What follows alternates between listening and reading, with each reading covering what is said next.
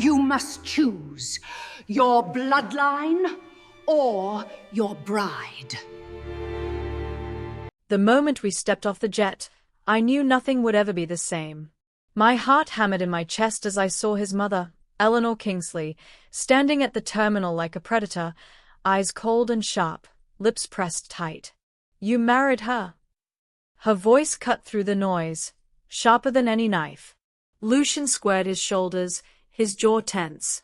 Yes, mother. I did. Her gaze swung to me, a mixture of fury and disbelief that made my stomach twist. You've made a grave mistake, she hissed. You know what this means. You must choose your bloodline or your bride. I swallowed hard, clutching my suitcase like it could anchor me against the storm. I looked at Lucian.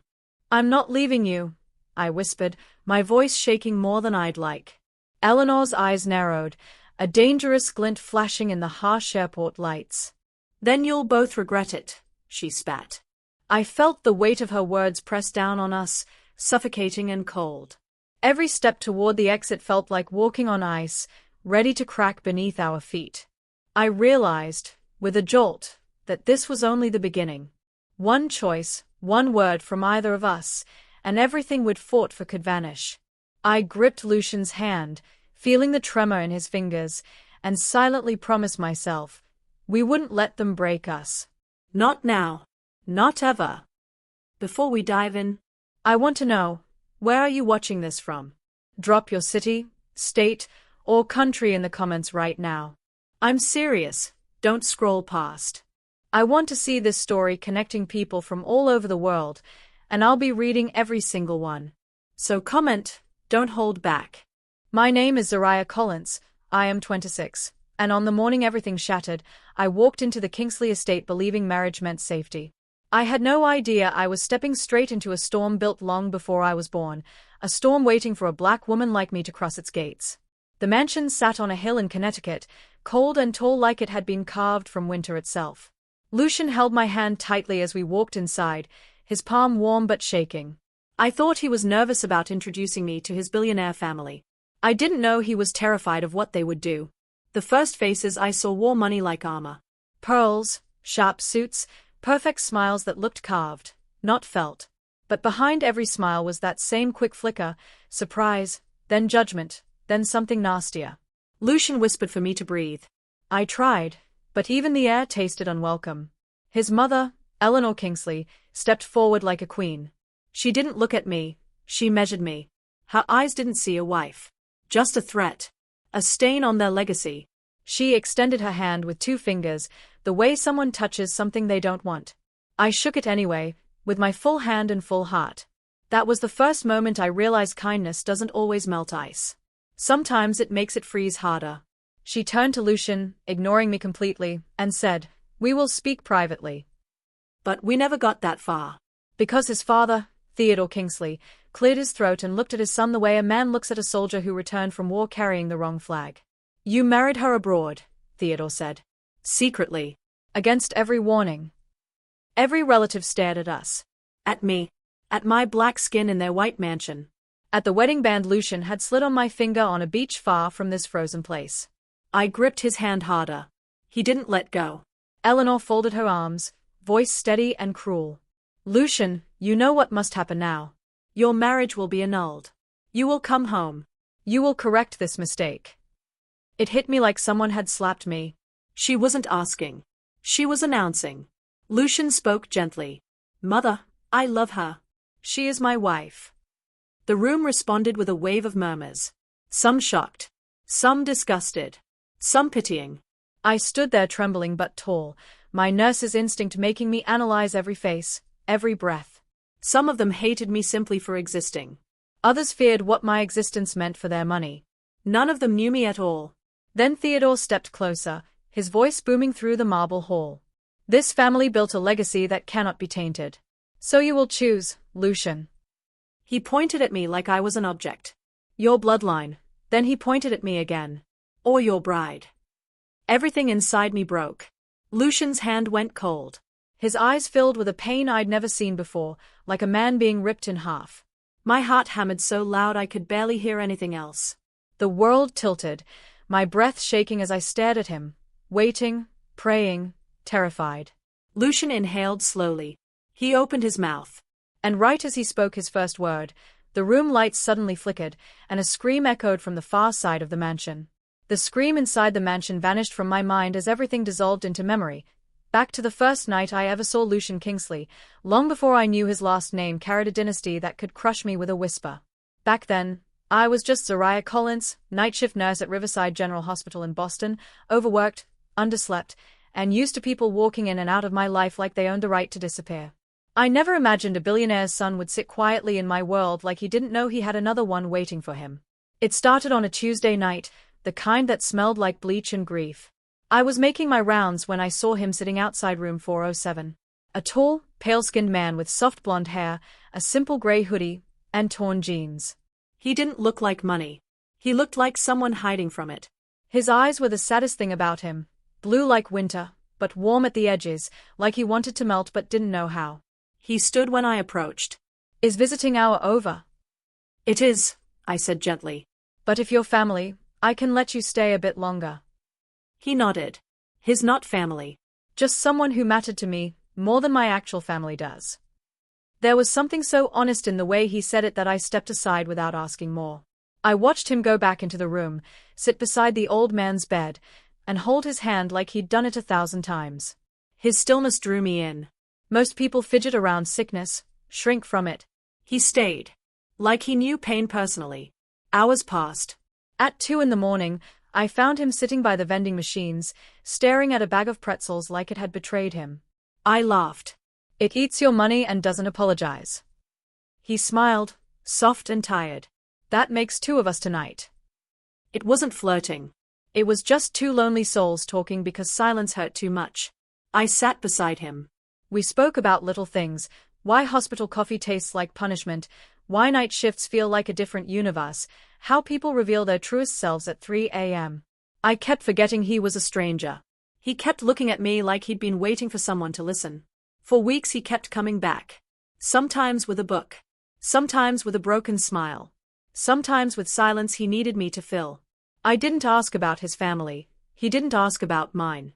Our connection grew in that quiet, patient way that feels safer than love but eventually becomes love without asking permission. One night, during a rare slow shift, we walked outside to the hospital courtyard. The air was cold, our breath fogging the darkness. When our hands brushed, he didn't pull away. I didn't either. Something warm bloomed between us, gentle, careful, real. For the first time in years, I felt seen. Not as a nurse, not as a black woman navigating a world with sharp edges, just as me. Then, just as he opened his mouth to say something that felt heavy and true, his face went pale. His knees buckled. And before I could stop him, Lucian collapsed straight into my arms. If this story has you on the edge of your seat, don't just watch. Show some love. Smash that like button. Share this with someone who loves drama and suspense, and make sure you subscribe so you don't miss a single twist in Zariah and Lucian's journey. Trust me, you won't want to miss what happens next. Lucian's collapse wasn't dramatic like in movies. No screaming, no chaos.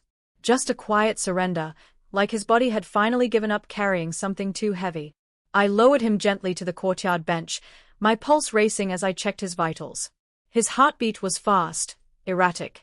Stress, I realized. Overwhelming, suffocating stress. But from what? From who? When he woke in the ER hours later, his eyes flickered with embarrassment before settling into a defeated stillness. I told him what happened. He looked away, jaw tight, like the truth was a locked door he wasn't ready to open. It's my family, he finally whispered. They don't let me breathe. I didn't know what that meant. Not really. I thought he was exaggerating, like many adults do when talking about parents who suffocate with expectations. But Lucian's voice wasn't annoyed, it was frightened. I sat beside him, keeping my tone gentle. You don't owe them your life, Lucian. He let out a bitter laugh. That's the problem. They think I do. His family's last name, Kingsley, made my stomach tighten. It sounded familiar, like something I'd heard in passing on the news. Stocks, philanthropy, old money. The kind of name whispered with respect and fear. But I didn't connect it to him yet. He looked too human, too wounded, to belong to a world built on marble and cold ambition. Over the next days, Lucian slowly revealed pieces of the truth. His parents didn't just control finances, they controlled choices, friendships, future plans, even emotions. His father believed vulnerability was weakness. His mother believed obedience was love. Together, they sculpted Lucian into someone who lived in their shadow, not his own life. He was their heir, their masterpiece, their tool. But the darkest truth came quietly one evening, while we walked past the hospital windows reflecting our silhouettes. "My mother," he said, voice shaking, "has a hatred she calls tradition. Anything outside her idea of purity makes her cruel." I stopped walking. "Cruel how?" He looked at me with eyes full of haunted regret. "She believes interracial marriage destroys legacies. She thinks mixing blood weakens everything we stand for." The words hit me like glass. I felt them cut into places I didn't know could bleed. Lucian grabbed my hand. "Zariah, she doesn't know you. She doesn't know anything about you. I didn't tell her about us because I wanted to protect you. And because I knew she'd try to break us." I swallowed hard, forcing my voice to steady. "I'm not afraid of her." But I was. Not for myself, but for him. For the years he spent living under expectations that stole pieces of him. Still, I stayed supportive. I brought him homemade food during his recovery shifts. I reminded him to rest. I listened to stories he'd never told anyone. Slowly, he began to stand straighter, breathe deeper, think freely. Love does that. It unlocks doors people thought were sealed forever. 3 weeks after his collapse, Lucian showed up outside the hospital with flowers and a nervous smile, ready to ask me out on a real date. We never made it to dinner. Because that same evening, as I opened my locker to grab my things, a small white envelope fell out. No name. No handwriting. Just one printed sentence inside.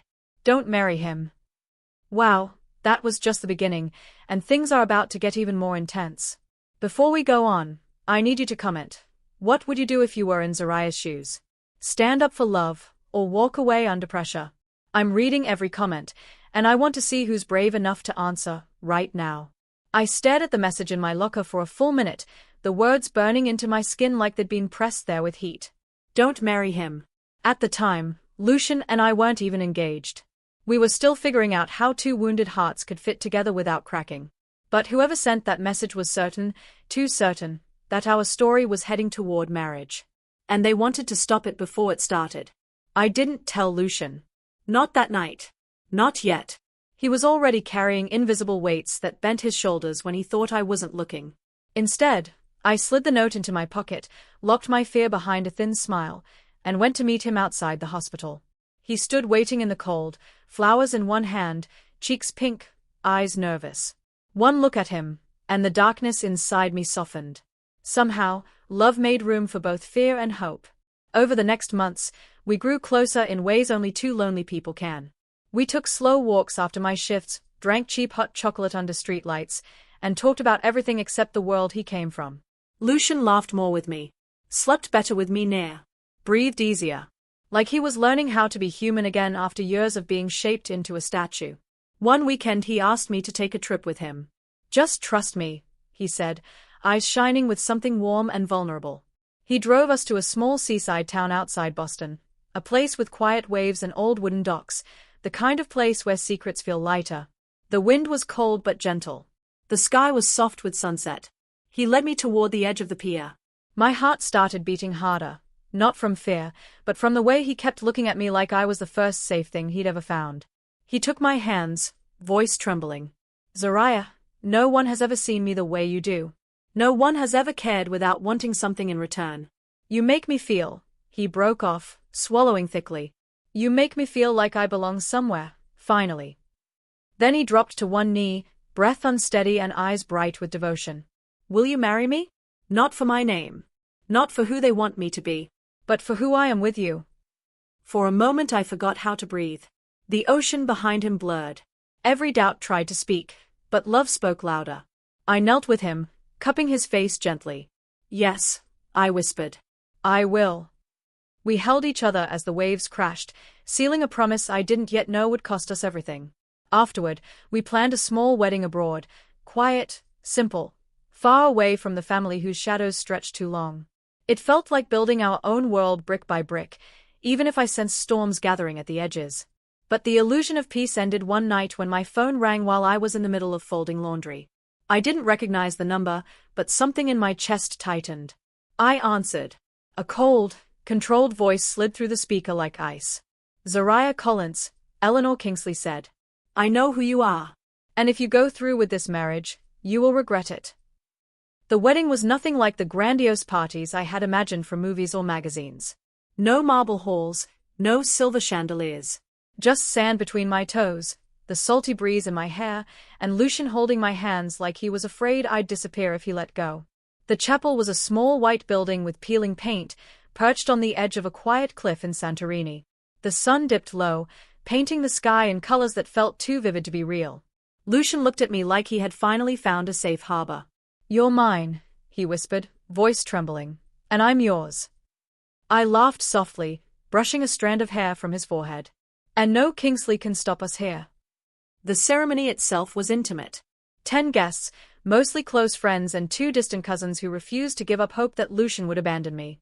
We exchanged vows with tears, soft smiles, and the kind of laughter that bubbles out when fear melts just for a moment. The priest asked us to seal our promises, and I felt the warmth of Lucian's hands, firm and reassuring. I wanted to believe that nothing outside that small chapel could touch us. Afterward, we slipped into a rented villa for our honeymoon. The rooms were modest, the view spectacular. Sunlight bounced off the whitewashed walls, the Mediterranean stretching endlessly beyond. We spent days swimming in hidden coves, nights tracing constellations from the balcony, and mornings with coffee and stale croissants laughing at our own clumsy attempts to cook. For the first time in my life, I felt a sense of permanence, even if it was fragile. Lucian's smile no longer carried the shadows I had seen in Boston. It was steady, gentle, unguarded.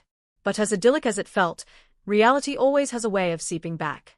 One morning, Lucian was quietly checking his emails, laptop perched on his knees as the waves crashed softly below. I didn't pay attention until I noticed the way his hands trembled. "Lucian?" I asked, moving closer. He didn't look at me. His eyes were fixed on the screen, dark pools of worry replacing the light I had been holding onto. The subject line made my stomach twist: inheritance review, immediate action required. I don't understand," he muttered, voice tight. "They're reviewing everything. The family council, the lawyers, they want to reconsider my inheritance." I tried to comfort him, resting my hand over his, but the cold dread was already creeping in. The villa, the sea, the sunlight, they all felt fragile now, as though the world could shift beneath us at any moment. The carefree happiness we had built seemed suspended, like a fragile bubble in the wind.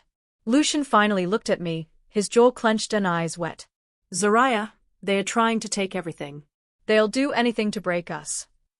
I wanted to fight, to scream at the universe that love shouldn't have to endure this. But all I could do was hold him tight, feeling the tension in his body, knowing that our sanctuary in Santorini was already under siege. And just as I leaned back to reassure him, his laptop pinged again with another email, more urgent, more threatening than the last. The message glared at both of us. "Your choices will cost you everything."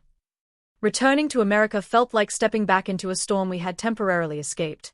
The private beaches and quiet villas of Santorini were behind us, replaced by the sprawling Kingsley estate in Connecticut, cold and imposing, its windows like unblinking eyes. Lucian drove us through the winding driveway, his grip on the steering wheel tight, knuckles white.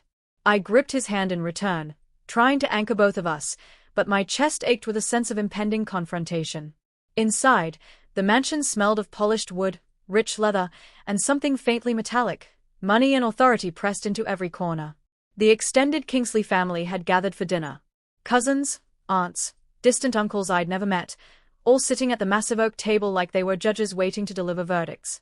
Their smiles were polite, but their eyes were sharp, scanning, calculating. Each glance felt like a test, each whisper a weapon aimed at me. I tried to breathe normally, but my pulse thumped in my ears. Lucian squeezed my hand and murmured, "They are watching, but stay calm. Just be yourself." I nodded, forcing my voice to sound steady. "Of course." One of the uncles, an older man with kind gray eyes and a crooked smile, leaned toward me when Eleanor wasn't looking. "Zariah," he whispered softly, "don't let them get to you. They can be cruel, but you have Lucian, and that counts for everything. His words warmed me. For a moment, I let myself relax. Even in this house of judgment, I wasn't entirely alone. I smiled at him, grateful for the small ally. Lucian's parents had taught him to obey, to please, but this uncle reminded me that kindness sometimes survived even in cold houses. The evening moved forward with polite conversation, clinking glasses, and carefully curated laughter. I tried to match it, laughed when expected, nodded when asked, yet every word felt like treading on ice. My heart pounded as I anticipated Eleanor's attention. Her silence always preceded a storm. And then it came. She rose from her chair with deliberate slowness, a glass of wine in her hand. Every eye in the room followed her. The air seemed to freeze. My pulse leapt into my throat. Eleanor Kingsley, immaculate in black silk, smiled at me in a way that didn't touch her eyes. "Zariah," she said, voice smooth but venomous, carrying perfectly across the table. "It must be exhausting, pretending to belong in a world you were never meant for." A hush fell. Every head turned. Gasps circled the room. Lucian's grip on my hand tightened as I felt the sting of humiliation pierce through the practiced calm I'd worn all evening. My cheeks burned. My stomach twisted. I wanted to disappear. I wanted to fight. But all I could do was sit there, frozen, trying to swallow the bitter taste of shame. Then Eleanor leaned slightly forward, lowering her voice for only the nearest relatives, but loud enough for me to hear. "Enjoy your time here, dear, because soon you'll learn what family loyalty really means." I clenched my fists under the table, every ounce of courage and anger bracing for the battles ahead. And in that frozen moment, I realized our return to America was not a homecoming. It was a battlefield. The room fell silent, but the war had already begun. I never intended to eavesdrop, but curiosity and fear have a way of guiding you to doors you shouldn't open. I had gone down the hall to fetch water from the ornate kitchen when I heard hushed voices coming from the study. My stomach twisted as I recognized the tones, Lucian's father, Theodore, and Eleanor, his mother, speaking in the secretive cadence of people used to power. "They'll have to choose," Eleanor said, sharp as a blade. "If he marries her, he forfeits everything. Assets, trust, legacy, it's all conditional. He cannot have both." Theodore's voice was colder, deliberate. "She is not suitable. Bloodlines matter. This isn't just about marriage, it's about survival of the family name. If he insists, we cut him off. Sever every tie." My hands froze around the water pitcher. The words echoed in my mind. Sever every tie. Disinherit. Leave him penniless. My heart pounded, a drumbeat of fear and defiance. This wasn't just disapproval, it was a calculated plan to force Lucian to obey. And now, I was tangled in it. Lucian emerged from the study a moment later, catching me mid-step. His eyes widened, and he quickly lowered his voice. "Zariah, you shouldn't be here." I heard. I stammered. They are planning to disinherit you." His face tightened, but there was no shock. Only that same quiet burden he carried, the weight of living under their shadow. He reached for my hand, squeezing it gently. "I know. I overheard a week ago. I thought, maybe I could mediate, talk them down. But they think loyalty is obedience. They won't listen." We stood in the hall, our breaths mingling in the cold air of the estate. I tried to imagine a life where love could survive this, where loyalty didn't mean sacrifice of everything else. I felt the edges of fear sharpen, but I refused to let it break me. "Not yet." Lucian's voice was steady, though heavy. "Zariah, I promised myself I wouldn't let them control me. I won't. And I won't let them make this your burden either. We face it together, whatever comes." I nodded, the warmth of his determination giving me courage, but a chill ran down my spine. We both knew what was coming. It wasn't just whispers and threats anymore. It was confrontation, and it would be direct. That night, we were called to the grand dining room. The candles burned low, casting long shadows over the polished wood table. Eleanor sat at the head, her smile predatory. Theodore's hands rested flat on the table, deliberate and commanding. Around them, the rest of the family watched in silence, poised like vultures waiting for a collapse. Lucian's grip on my hand tightened. I swallowed hard, heart racing. Eleanor's voice cut through the quiet, soft yet lethal. "Lucian, the time for discussion is over. You have a choice. You may remain with your family and honor the Kingsley legacy, she paused, letting her words sink, or you may continue with this marriage. Her hand gestured at me, calm but cruel. Choose now. The room seemed to shrink around us. Every breath felt heavy, every heartbeat deafening. And in that moment, I realized the storm wasn't coming. It was already here. The room was silent, but the air felt like it was cracking under pressure. Eleanor's eyes bored into us, sharp and cold. Theodore's jaw was tight, a silent warning of the wrath he was prepared to unleash. All the relatives leaned forward as if the walls themselves held their breath. I felt my own heartbeat hammering, my grip on Lucian's hand tightening. Lucian took a deep breath, his chest rising with the weight of every secret, every fear, every expectation that had been forced on him since birth. Mother, father. His voice shook at first, but then steadied, firm and unwavering. I love Zariah. I choose her. Not your approval. Not your legacy. Not anyone else. Not anything else. A sharp gasp passed through the room. Eleanor's lips parted in disbelief. Theodore's knuckles whitened as he slammed his hand on the table. Whispers rippled, eyes darting between us, some shocked, some incredulous, some bitter with judgment. I choose her, Lucian repeated, eyes locking onto mine. And in that moment, everything else faded. The room, the family, the centuries of expectations, they didn't matter. Not if he was standing with me. The tension broke like a dam. I could finally breathe, the weight of fear lifting slightly, replaced by a fragile, exhilarating hope.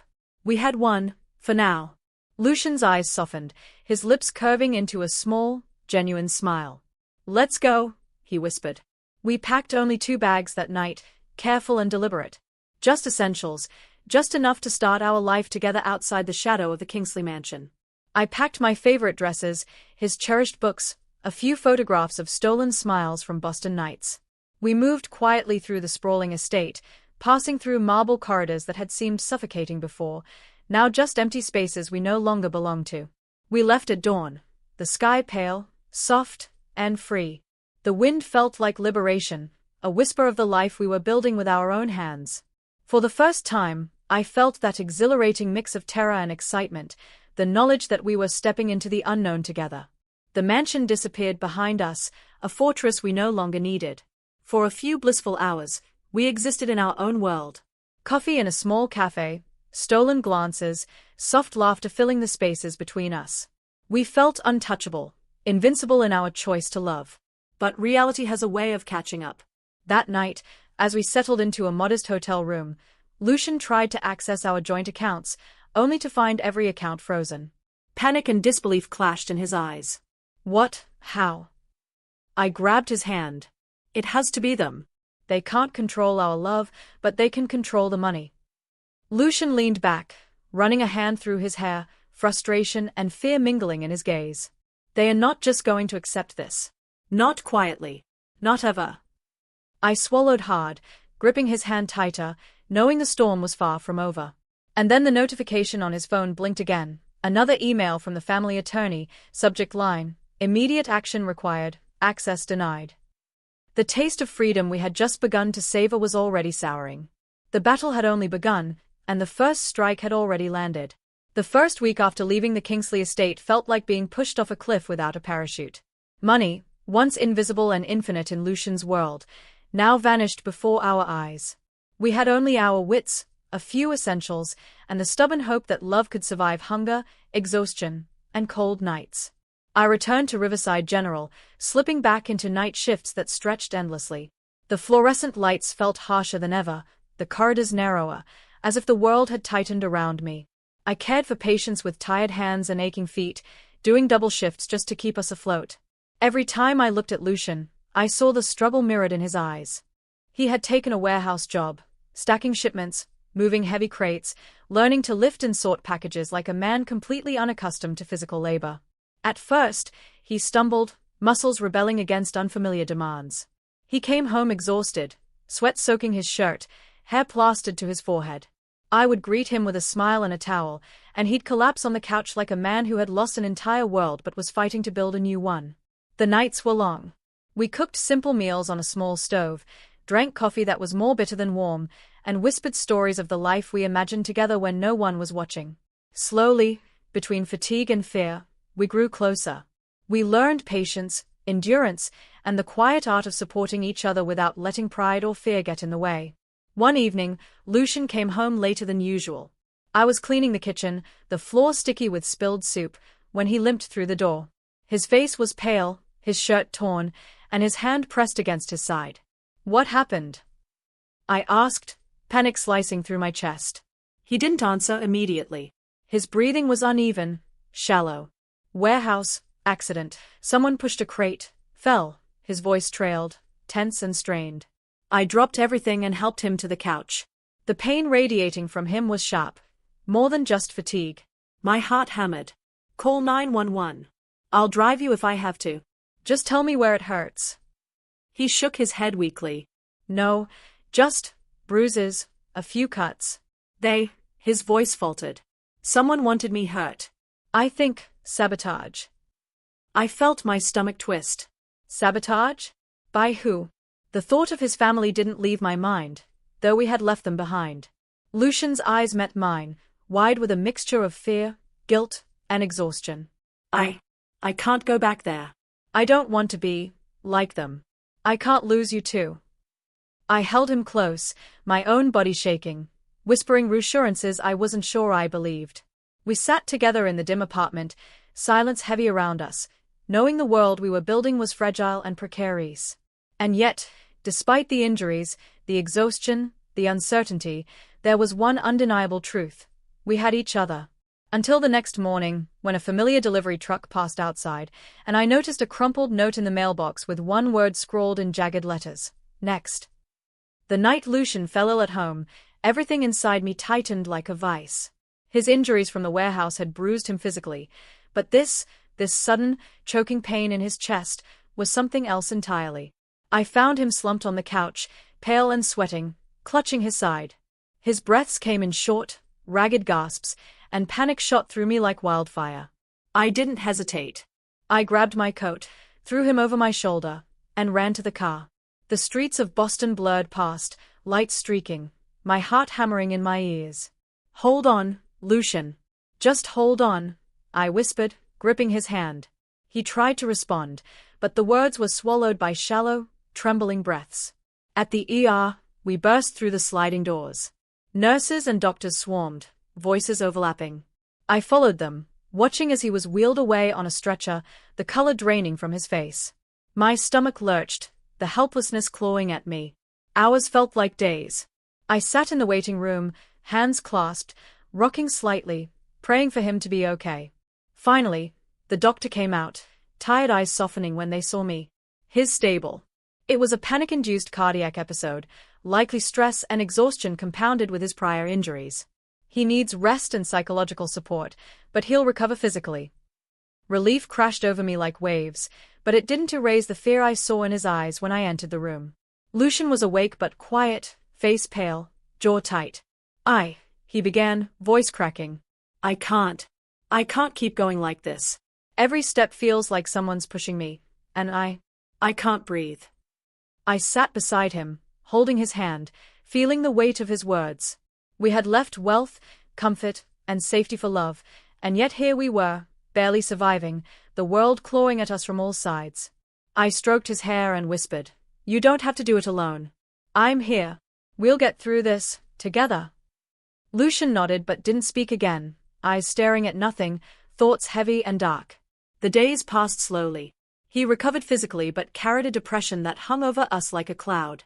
I tried to bring him joy, small things, walks in the park, coffee from our favorite cafe, but his smiles were fleeting, forced, like the memory of laughter in a room that had long gone cold.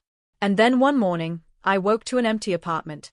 The bed was neatly made, his laptop gone, and his favorite jacket missing from the coat rack. My heart raced, panic curling through me. I searched every corner, called his phone, every message ignored. On the kitchen counter, I found a single folded note, the handwriting unmistakably his. "Zariah, I can't do this. I can't drag you into my chaos anymore.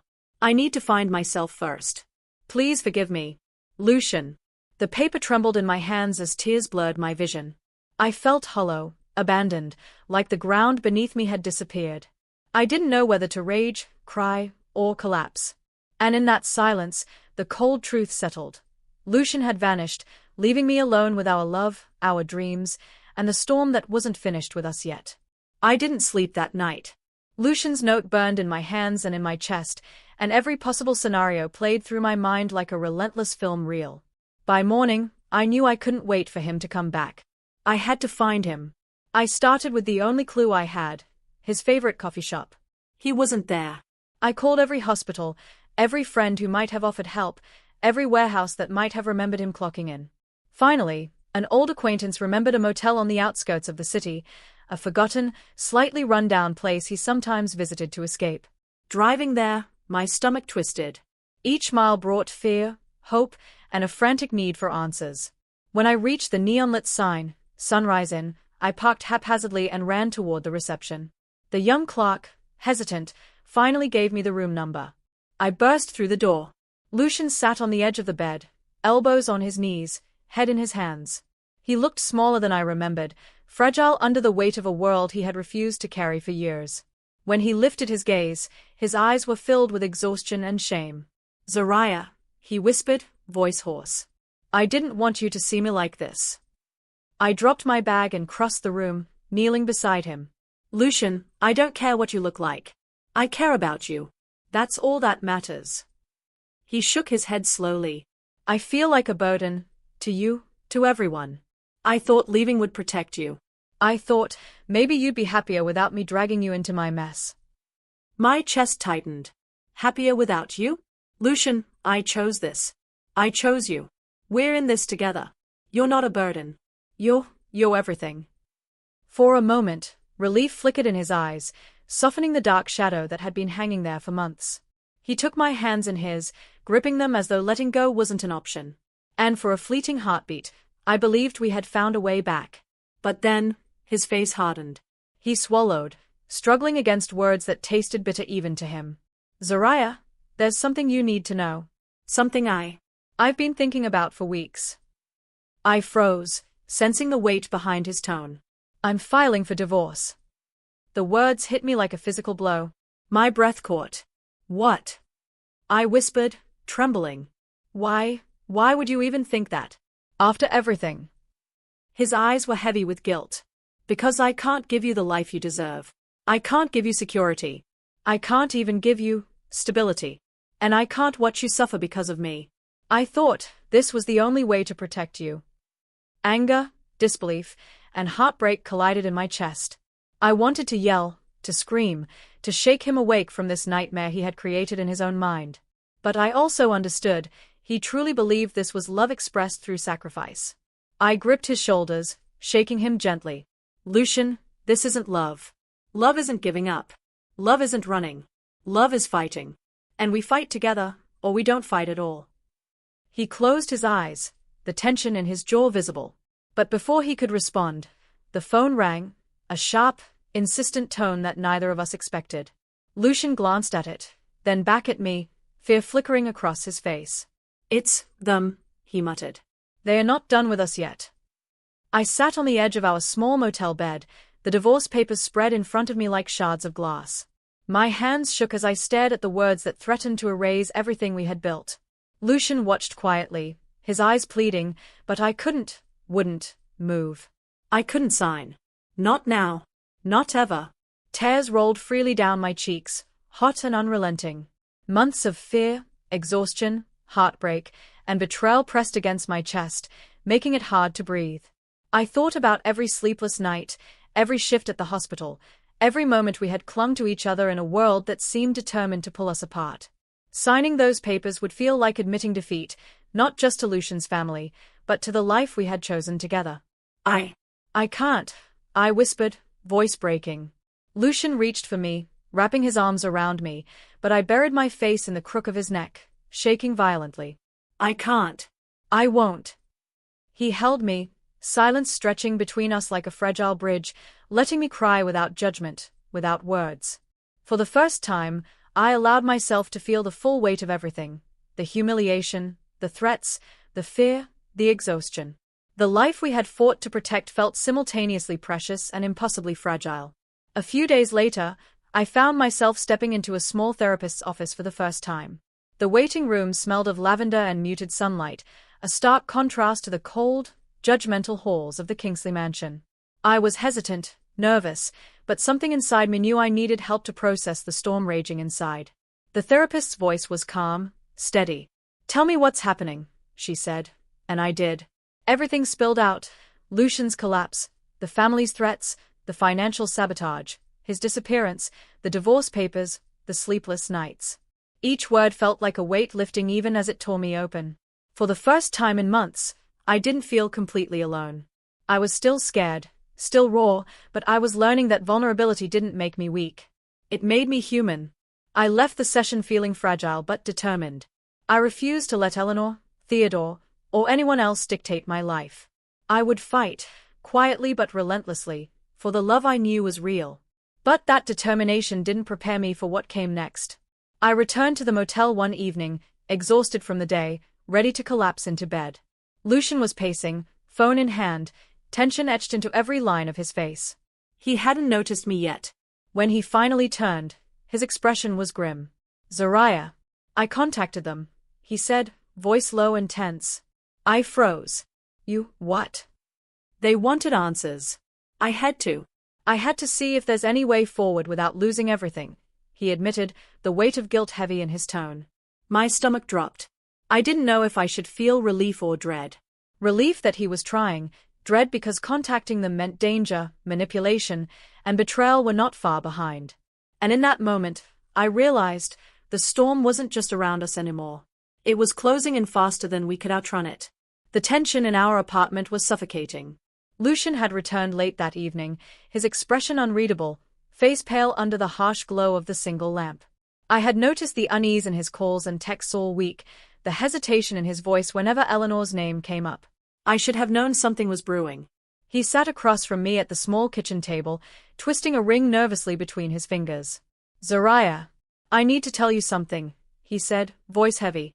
I braced myself, heart hammering, already anticipating the worst. "It's Eleanor," he began, swallowing hard. She reached out. She's convincing me that annulment is the only way to save me, from the family, from everything. She made me believe it's the right thing." I felt like someone had ripped the floor from beneath me. The life we had fought for, the fragile bubble of love and survival we had built, was being threatened from inside. I wanted to shout, to grab him, to force him to see the truth, but I restrained myself, keeping my voice measured. "Lucian," I said slowly, "she's manipulating you. You know it. This isn't about saving you, it's about control, about fear, about tradition. She doesn't care about your happiness, only her version of it." He looked at me, eyes clouded with doubt and guilt. I don't know, Zariah. She makes it sound so convincing. I feel like I'm betraying you either way. I rose from my seat, pacing the small apartment, searching for clarity. "We have proof, Lucian. Emails, messages, everything she's said and done. We can fight this. You don't have to give in." He nodded slowly, but the hesitation lingered. He wanted to believe, even for a moment, that surrendering might ease the storm. I knew Eleanor's manipulations were subtle, poisonous, and she had spent decades perfecting them. Determined, I grabbed my laptop and started digging. Screenshots, timestamps, recordings, we had accumulated a small arsenal over the past months. I reviewed them with meticulous care, knowing each piece of evidence could protect us from being torn apart. But before I could show Lucian, the sharp, authoritative knock at our door froze us both. I opened it cautiously. A man in a dark suit, briefcase in hand, stood there, expression stern. He introduced himself. "I am Attorney Harris. I represent the Kingsley family. I have urgent documents for Mr. Lucian Kingsley." My heart sank. I knew the danger. I had seen the subtle escalations, the threats masked in civility, and now the next move had arrived. Lucian's hand trembled as the lawyer handed over the thick envelope. My stomach churned.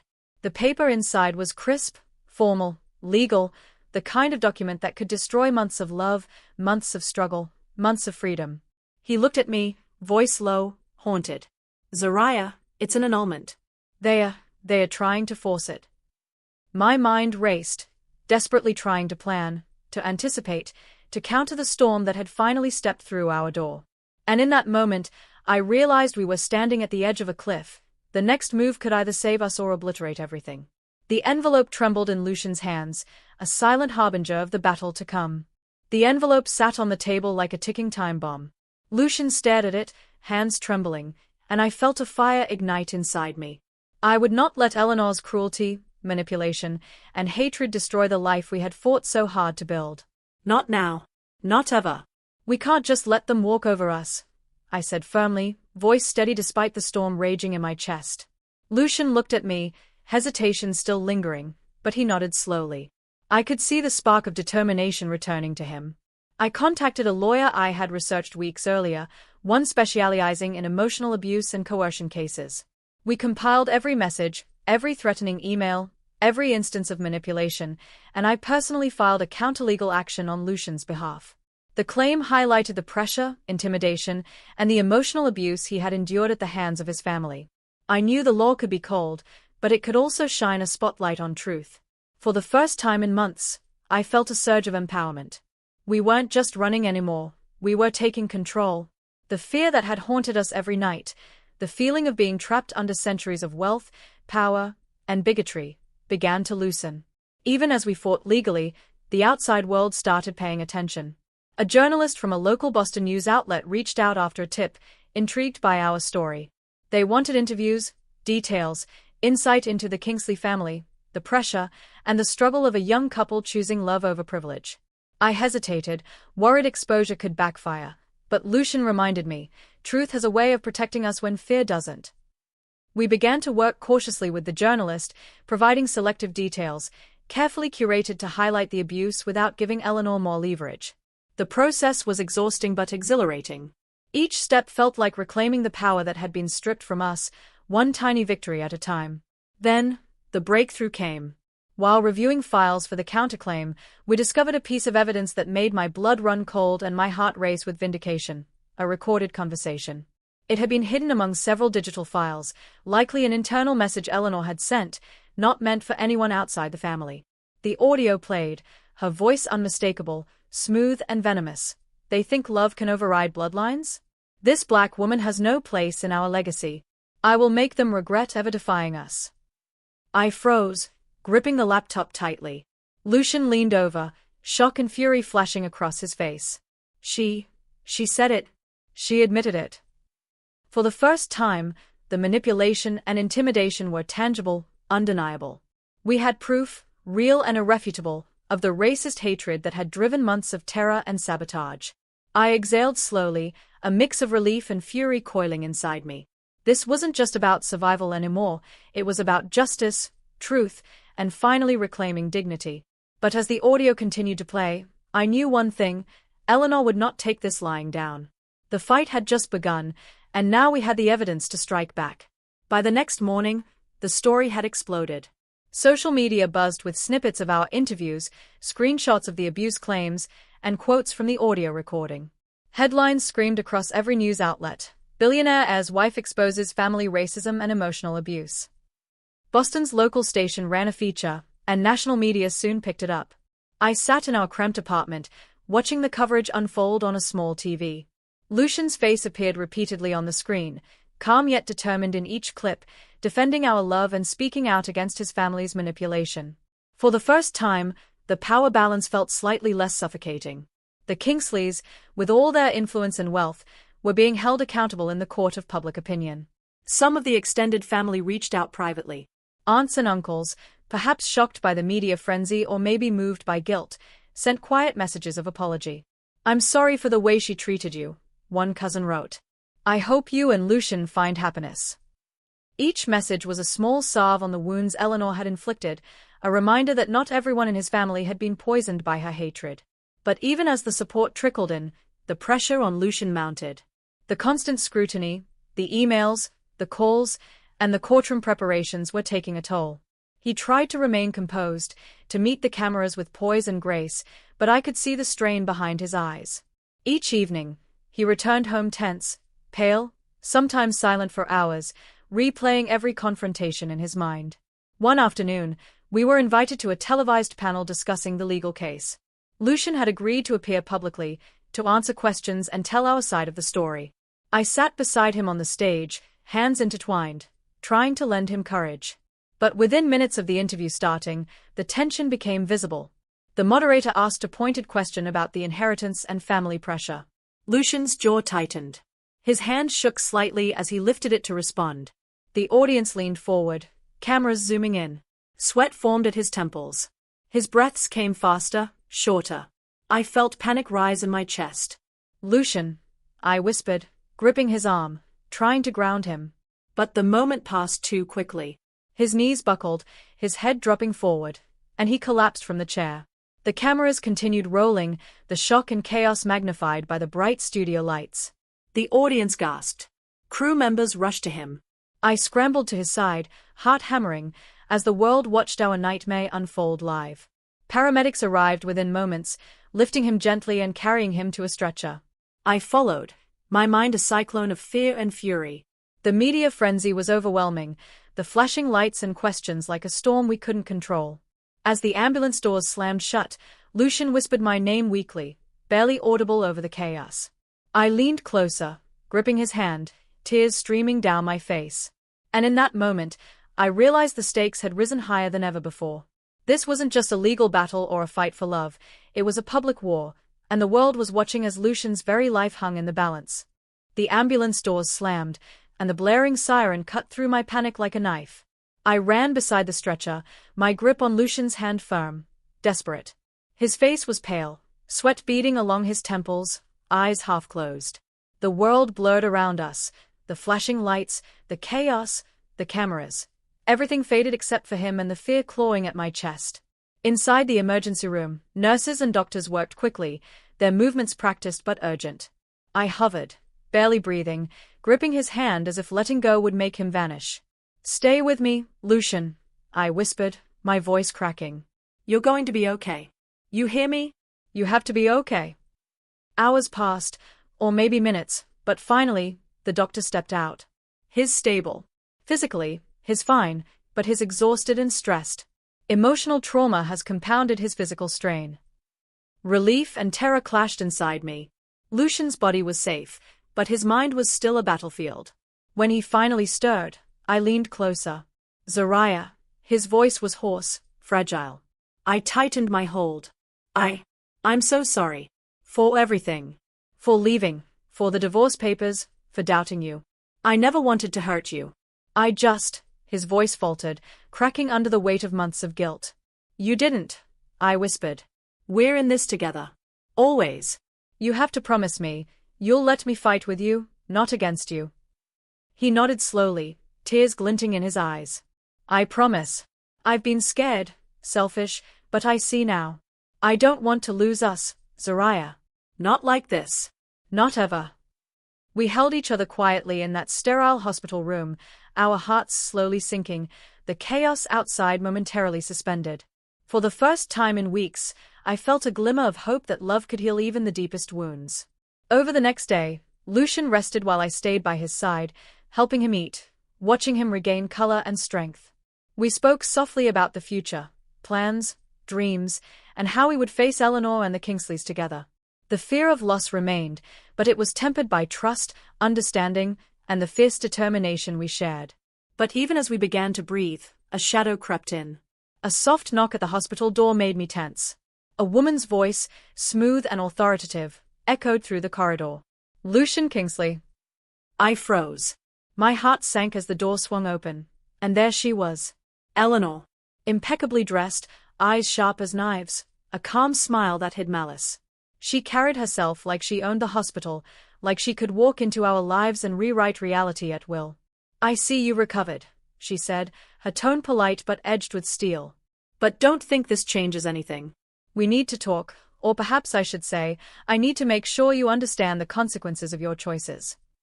Lucian flinched slightly, and I tightened my grip on his hand. I knew in that instant that Eleanor's war wasn't over. She had arrived with more than words, threats, manipulation, power, and we had no guarantee we could walk away unscathed. And as she stepped closer, the sharp gleam in her eyes left no doubt. The battle for our love, and our lives, was far from over. The hospital hallway was quiet after Eleanor's chilling visit, the antiseptic scent doing little to calm my racing mind. Lucian rested, exhausted from the confrontation, while I tried to process her latest threat. And yet, amidst the tension, a small flicker of hope appeared. A distant cousin, one I had met only briefly at Lucian's family gatherings, approached me discreetly. His voice was low, urgent. "Zariah, I have something for you. Something from your husband's late grandmother. She wanted you to have this if you ever needed it." He handed me a sealed envelope, heavy and old, the paper brittle with age. The initials MK were embossed in faded gold on the front. My fingers trembled as I took it, sensing that this was more than just a letter, it was a key. Back at the apartment, I carefully opened the envelope. Inside were several documents, a note in elegant cursive, estate papers, and a will dated shortly before Lucian's grandmother passed. The note read, "To the one who loves my grandson beyond wealth or status, use this wisely. Protect what is right." My heart pounded. Could this be the leverage we needed against Eleanor? I scanned the estate records meticulously. Every page revealed meticulous planning, assets, and inheritances, but one section drew my breath. A clause granting Lucian the authority to contest any forged or fraudulent claims on the estate. For the first time, the realization hit me. Lucian's family had been built on appearances, wealth, and control. But buried in these papers was the truth, a tool his grandmother had left to protect him from manipulation should the right moment arrive.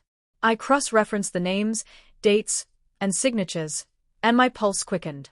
Eleanor's recent actions, the sudden legal filings, even the pressure for annulment, it didn't add up.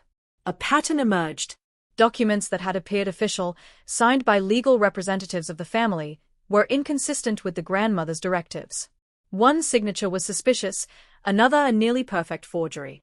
I leaned back in my chair, heart racing. Eleanor had been using her power to manipulate the estate, the inheritance, and Lucian himself. Her threats were not just emotional, they were calculated, premeditated, and designed to bend him to her will. As I reread the grandmother's will, a sense of vindication mingled with fear. We had been underestimating Eleanor all along, but now, armed with this evidence, we could fight back. Not just emotionally, not just publicly, but legally, with undeniable proof. A sudden knock at the door startled me. I glanced at the clock. Late afternoon, no visitors expected. My hand went to the envelope instinctively, clutching the documents like a shield. When I opened the door, a courier handed me another thick envelope, stamped with the Kingsley family seal. My stomach sank as I tore it open. Inside were official legal documents, and at the top, the words that made my blood run cold. All prior estate records and claims have been reviewed and approved. Any challenges will be considered null. I froze, heart hammering. Eleanor had anticipated this. She hadn't just manipulated Lucian emotionally, she had forged documents to try and seize control legally as well. The room spun, and I gripped the table for support. My mind raced, knowing one terrifying truth. Eleanor had covered her tracks expertly, but now, we had her confession hidden in plain sight. The morning air was crisp, but inside our apartment, tension buzzed like electricity. Lucian and I had spent the night reviewing every document, cross-referencing the grandmother's will, and preparing the evidence for the lawyers. This was it, the moment we could finally strike back against Eleanor's lies, her manipulations, and her decades of control. By noon, the legal team arrived. Their confidence radiated, and I felt a surge of hope as they laid out the plan. Filing a formal complaint exposing Eleanor's forgery, submitting the grandmother's sealed will as proof, and requesting immediate intervention to halt any further attempts to annul or manipulate Lucian's inheritance. The team worked with precision, ensuring every detail was airtight. Lucian sat beside me, hand in hand, eyes heavy but steady. For the first time in weeks, he seemed unburdened, as though reclaiming truth gave him back a piece of himself he had lost. I looked at him and felt warmth and admiration swelling inside me. The months of fear, of fleeing, of surviving together, it all led to this.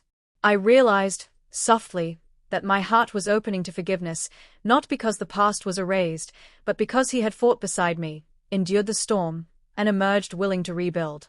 We left the lawyer's office feeling cautiously triumphant.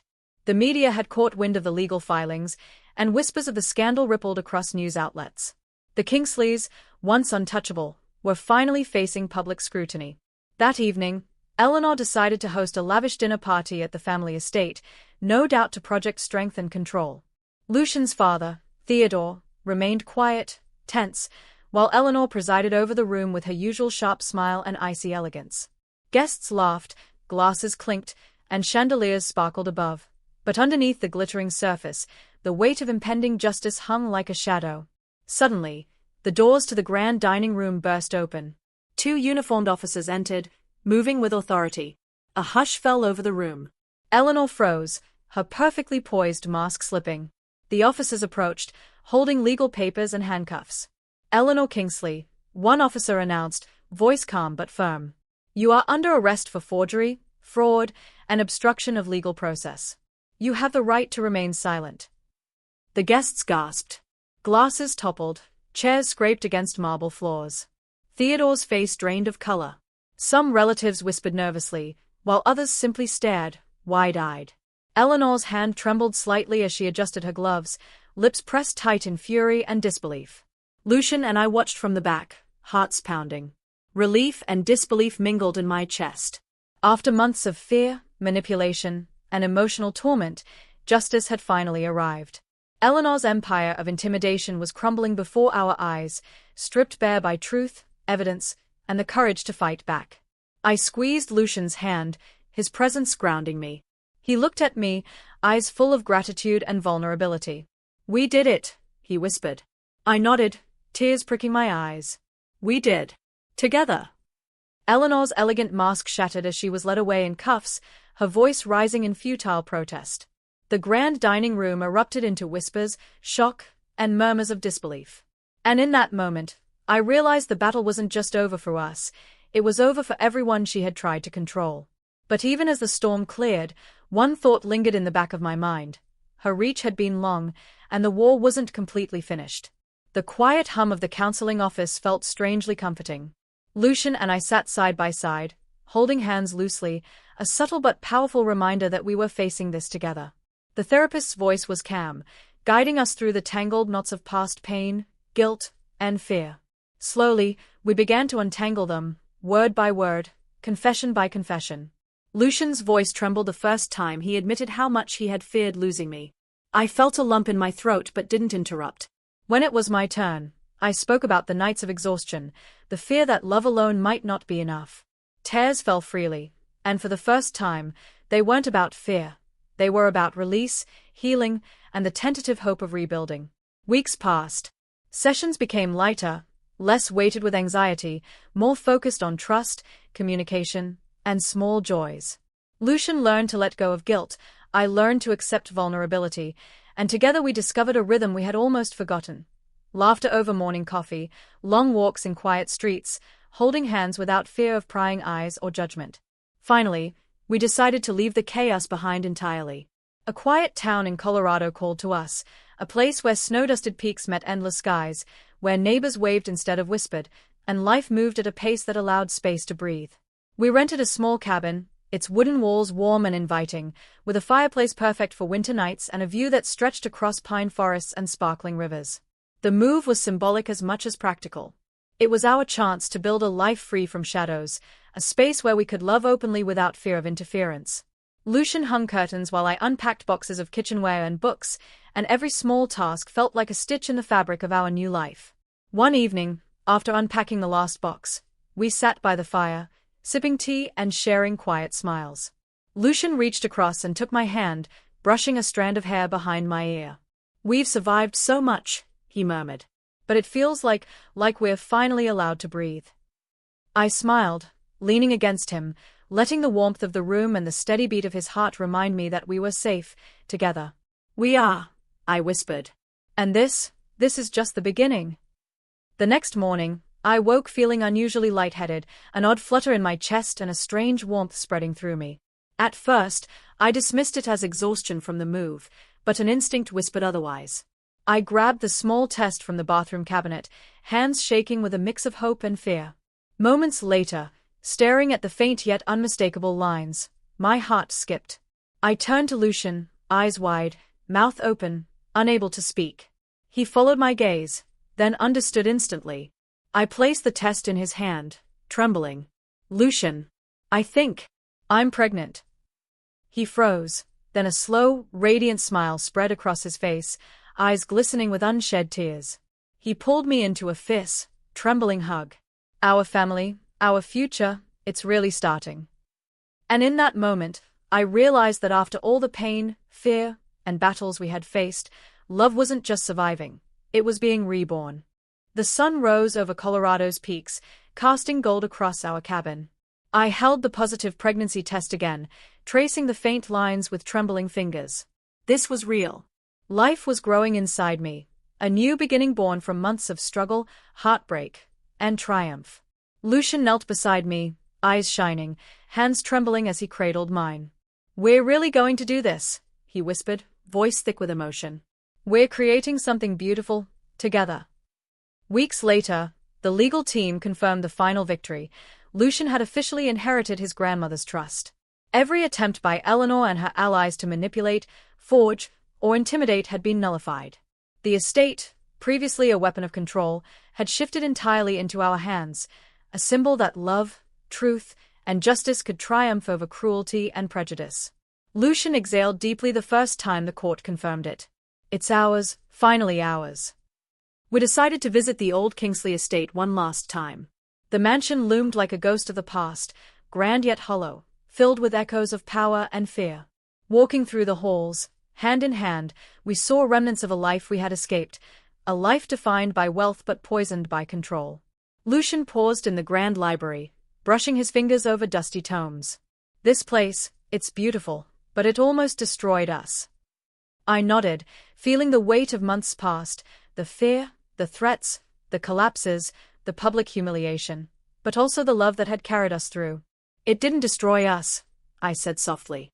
"It made us stronger, more aware of what matters. What we create together will be different."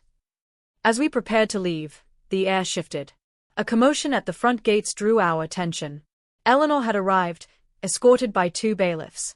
Her eyes were wild, voice pleading, a rare crack in her icy demeanor. "Zariah, please. I need to see you. I'm your family now. You can't leave me like this." I felt Lucian tense beside me. I looked at her, not with fear, but with calm clarity. My hands gripped his, and I shook my head. "No, Eleanor," I said firmly. "Your choices, your hatred, your cruelty, you made this your path. I have nothing left to give you." She collapsed into her seat, sobbing, a dramatic portrait of regret and desperation. I felt a pang of pity, but it was tempered by a lesson hard-earned.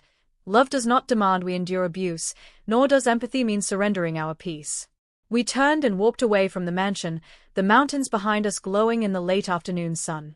I rested my hand over my stomach, feeling the small life growing inside, a symbol of hope and renewal. Lucian squeezed my hand, eyes reflecting gratitude and wonder. As we drove toward our new home, I realized the legacy of this story wasn't wealth, power, or revenge. It was the choices we made to love, to stand up against injustice, and to protect the innocent.